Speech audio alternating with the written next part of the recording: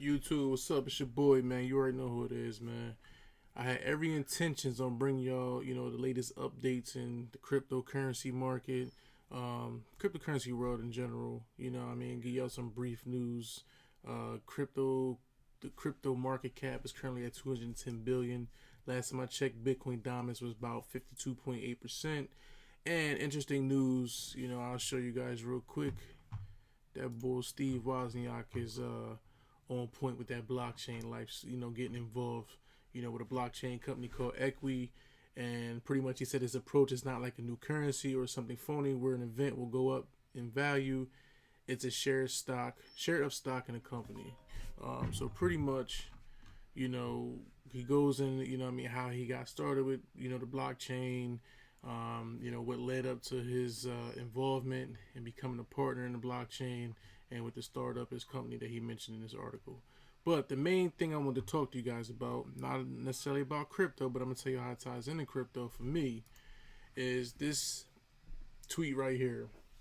Now, like I said in my vlog earlier, back in 2010, I picked this book up by Robert Kiyosaki called Rich Dad Poor Dad, and pretty much just kind of, I'm not kind of, but it transformed my mindset in regards to, finances, the financial education, and pretty much everything that's going on right now, in the United States. Now, tweet starts out, I hoped I would be wrong, but it sure doesn't look like it. Read my blog to find out about the up and coming retirement crisis. Now, I've been hearing about this for a while, and they always talk about baby boomers and, how much of a hit that baby boomers are going to take when they retire. But interesting, I started to read the article, and it's like Robert's account. He said for many years he's written about the coming retirement crisis that the baby boomer generation would face. He didn't do so with any type of glee, and often he hoped that he would be wrong. But apparently, he said he wasn't wrong. Now, he says in a recent article in the New York Times, it states that the alarming amount of baby boomers are declaring bankruptcy. As they write, the rate of people, which is 65 and older, filing for bankruptcy is now 3 times as what it was back in 1991. And the study found that the same group accounts for a far greater share of all filers. Now he goes into the cause, and pretty much he talks about everyone who didn't take responsibility of their own financial well-being, and all of the social safety nets, how all that shrunk. The transfers come in the form of, among other things, longer waits for full Social Security benefits, the replacement of employer-provided pensions with 401k saving plans, and more out-of-pocket spending on healthcare. Declining incomes, whether in retirement or leading up to it, compound the challenge. Now, as we all know, I've witnessed this in my current job that at one point a couple years ago, the insurance used to be pretty good. It wasn't great, but it used to be pretty good. I used to always think that insurance was one of the biggest Ponzi schemes in the United States. I can speak for the United States because I currently live in the United States. But as the years went on, I noticed how drastically different the insurance companies changed in pricing, what they would cover, how much I had to put out of pocket, and versus what they were years ago. And it comes to find out, the percentage that they will pay.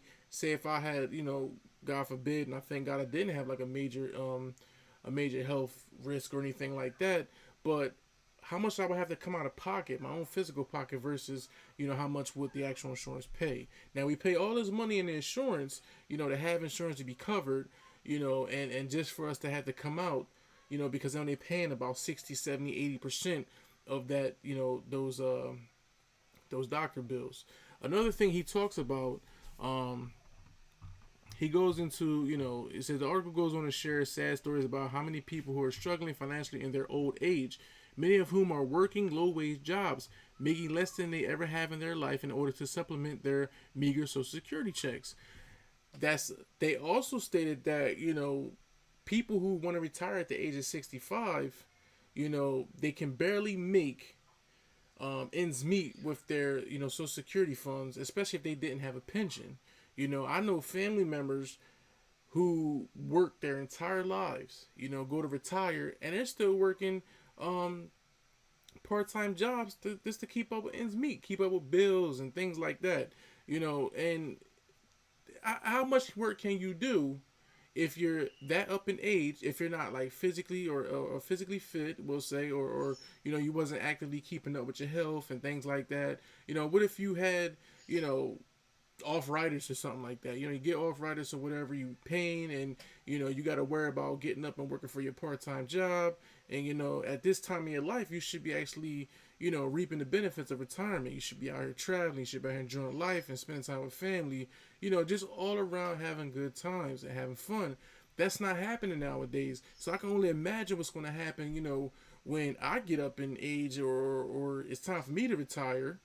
you know what is my financial standpoint going to be? Me personally, my plan is going to be in place. My plan is in place right now, and I'm just speaking for the overall population.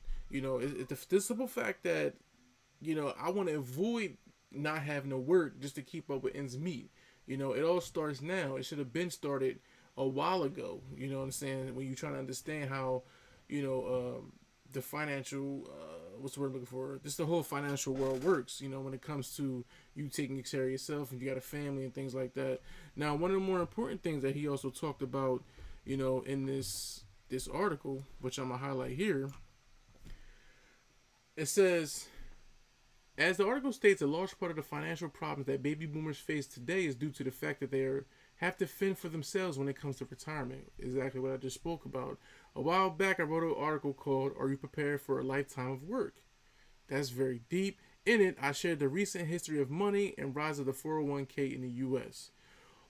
Now, I highlight this part because this is something that I talk about a lot when it comes to cryptocurrency, and how the value of the U.S. dollar has drastically depreciated, especially when it was severed from the gold standard. So all this changed when Nixon took the dollar off the gold system in 1971. This was the beginning of the end of the economic stability of the American family. Since then, we've had 3 of the worst recessions since the Great Depression, continual devaluation of the U.S. dollar, wild swings in interest rates and unemployment rates, and a collapse of the pension system. Now let that sink in for a minute. Tying this back into cryptocurrency, like I said, I'm not trying to get you guys to invest in anything. I'm not trying to. That's not my purpose or reasoning for making this video. I just wanted to shed some light about the current financial status and what's been going on always since, I'm taking it back to 1971. Once they severed the U.S. dollar from the gold system, it has completely went up shit's creek. Now, if we look at it, the value of the U.S. dollar is like, I don't even want to say slowly, but it's drastically depreciating, losing its value. Things are only going to get worse. As a counteract to growing instability, the Revenue Act of 1978 was passed, allowing employees to save money tax deferred for retirement. Then in 1981, it became legal for paycheck deductions for 401k plans. By 1983, nearly half of all major corporations had to switch or were considering to offer 401k over traditional pension systems. Today, a pension is a thing of the past.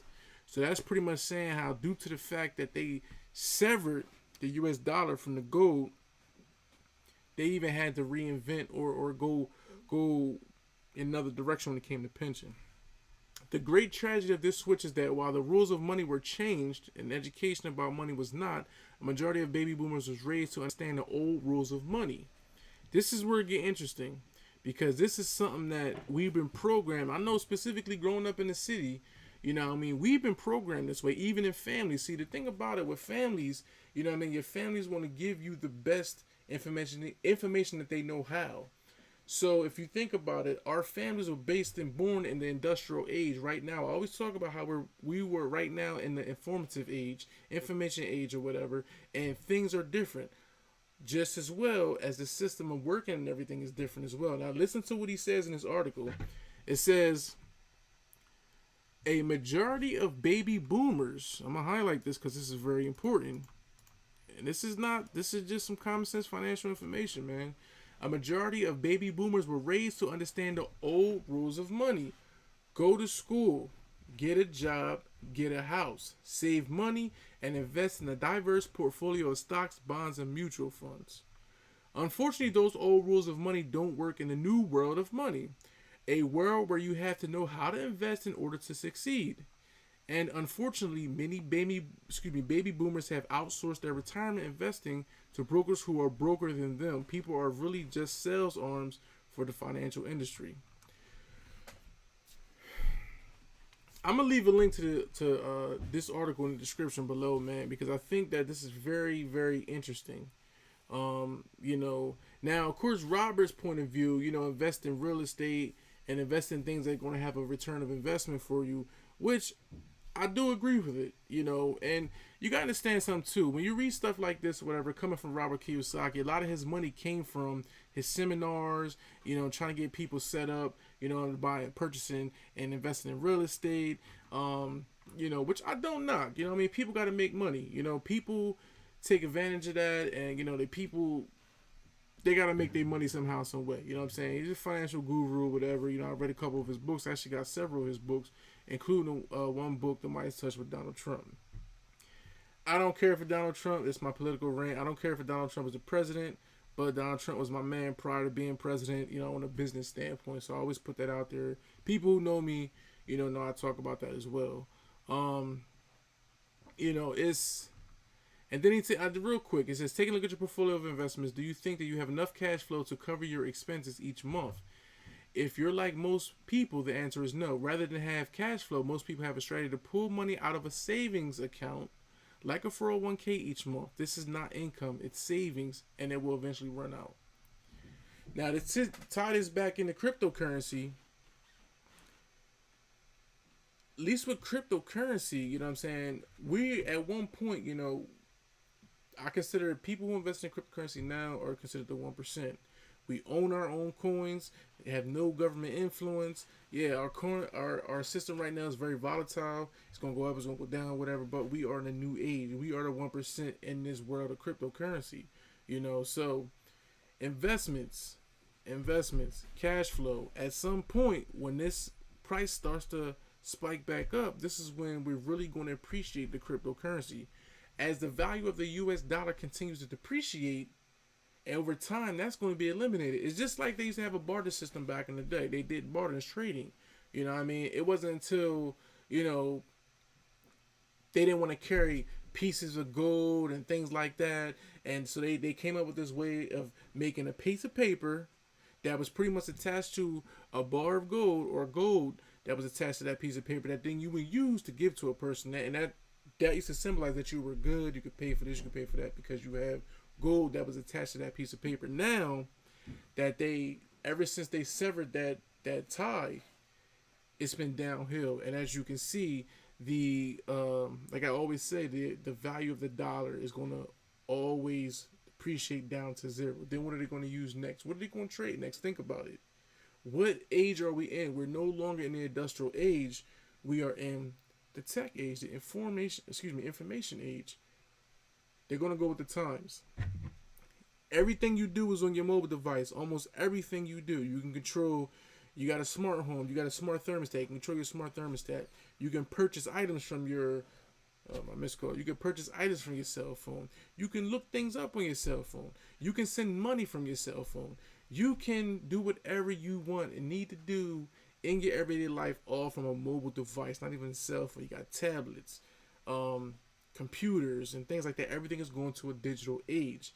Now, what comes with that digital age is a newfound threat.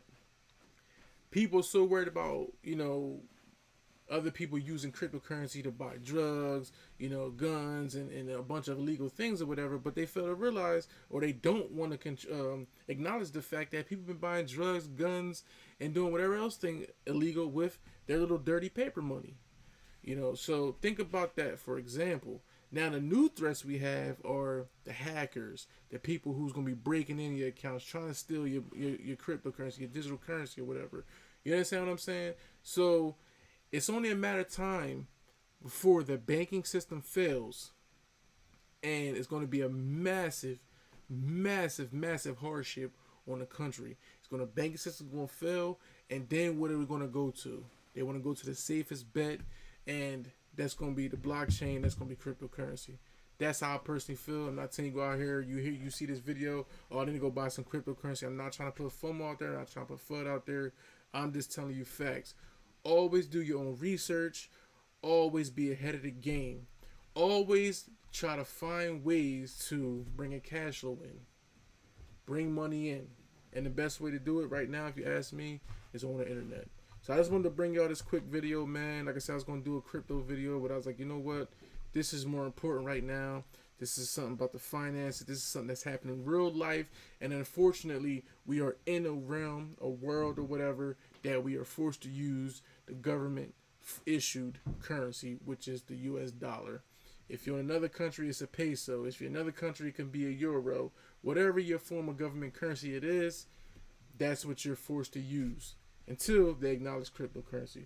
So I just wanted to drop those jewels to y'all real quick, man. I feel like this video was very important just to spread the knowledge, the wealth, and the understanding of what's currently going on and what has been going on for so long. Don't be the last one on the boat, man. Don't do it. Don't set yourself up, man. Y'all have a good one. Shout out to everybody who always, shows support. I appreciate you guys, man. If y'all like this video, man, give it a thumbs up. If you want to expect more content, if you're looking for more content like this, give your boy a follow, man. I greatly appreciate it. But I wanted to bring this to y'all, man. Peace.